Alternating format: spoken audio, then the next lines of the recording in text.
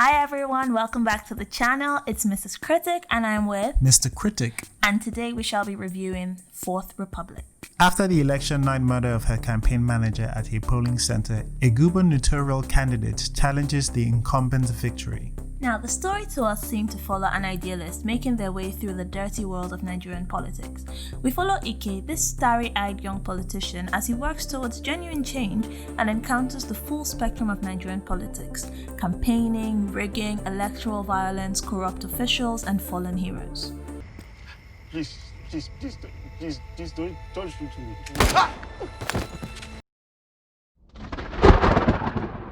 The movie had some solid performances. Apologies for the name butchering I'm about to do. Eina Igwe, aka Drunk and Hot as Ike, Linda Ejiofor as Buki, and Sifon Oko as Lucky all put up strong performances. We've seen a lot of Eina recently, Living in Bondage, Half Shot of Sunrise, etc. His acting is consistently good, albeit understated. Now, Linda was in Chief Daddy and Tinsel. Her performance in Chief Daddy was lackluster. You can say bad. Lackluster, but we'll place the blame squarely on the movie, as her performances in Tinsel and Fourth Republic show a better representation of her talent and potential. Let us hear what? Sifon Oko played a small role, but he played it well. He also does skits online as Yawa Skits, so go check him out.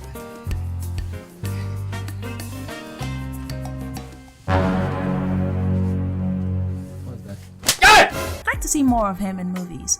Now, the woman who played the woman leader was a little over the top, but it was a realistic character and she did very well. We get your back, get the back. The real star of the movie was Bimbo Mano as Saint James. He previously played Dan Ade-Williams on Tinsel, and while he was good in that role, he bodied that villain in Fourth Republic beautifully.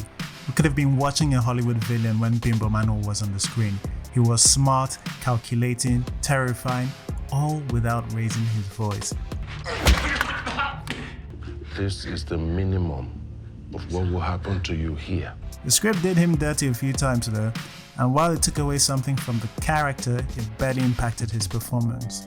Oh, and Kate Henshaw is fine, kind of. Together, we will win. Now, the makeup, costume, and location were very well chosen and very well done. Good in a way that I haven't seen other Nigerian movies be good. The costumes were apt for almost each person on screen. It was obviously well thought out and matched the location, characters, and setting. Madam Mabel and Buki were almost never in makeup. They looked stressed out, sleep deprived, and actually like they were in mourning. All appropriate to the experiences they were feeling. Politics is just one way to make a difference. There was a score for the movie, and although it wasn't consistent, it was nice to have something.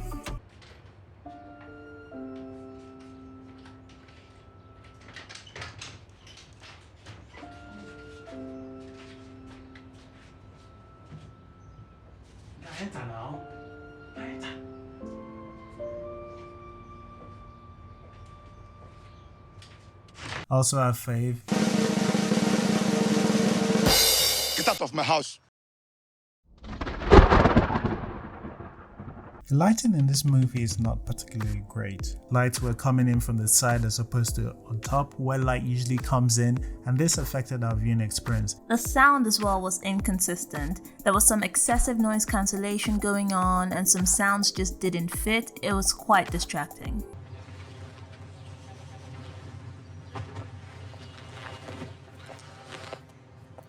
It's sad but necessary. We are not bribing anyone.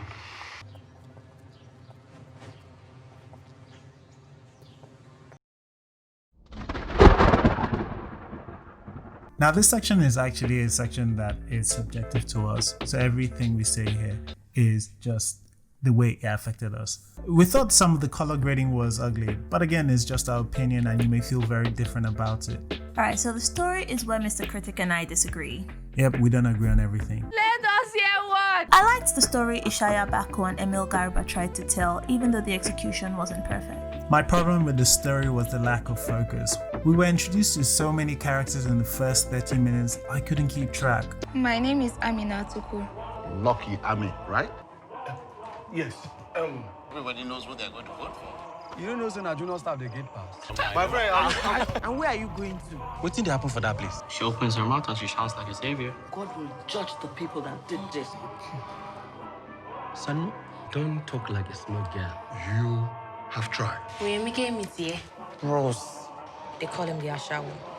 My blood pressure is already so high. The story has some interesting ideas it wants to take on, but it didn't succeed at weaving the ideas well enough to make a coherent story. It tries to juggle too many ideas. The movie is part investigation, We have to use our money to buy fuel and airtime to conduct the investigation. part courtroom drama, Objection! Object one. part political thriller, I am the party's flag bearer. It is my reputation on the line. part love story. We're going to be working together. Specifically, you'll be working under me. Also, there were too many plot conveniences and stupid decision making that didn't feel true to the character and were just there to further the story. I think the director is promising, and with a bigger budget and more tries, he might make something remarkable. Not sure. I'm familiar with the director from Royal Hibiscus Hotel, and just like with that one, I thought there was something there, but he hasn't just been able to pull it off. The execution, I mean. I think money would still help though. Like, we like living in bondage, and most of the things we loved about it cost money. Yes, but the script, imperfect as it was much tighter. I wish someone would take a simple story and tell it well, instead of trying a grand project and having difficulties with its execution. Keep it tight so you can control the narrative despite being on a small budget. Although I would support him because he's trying to do something different. Audiences should watch stories like this so we can get more diverse movies. So in summary, I recommend. I think you should watch it. I also recommend, despite my problems with it. I think you should watch it, give it a shot. If you've seen it, let us know in the comments what you thought, and until next time, we'll see you. Bye bye. Goodbye.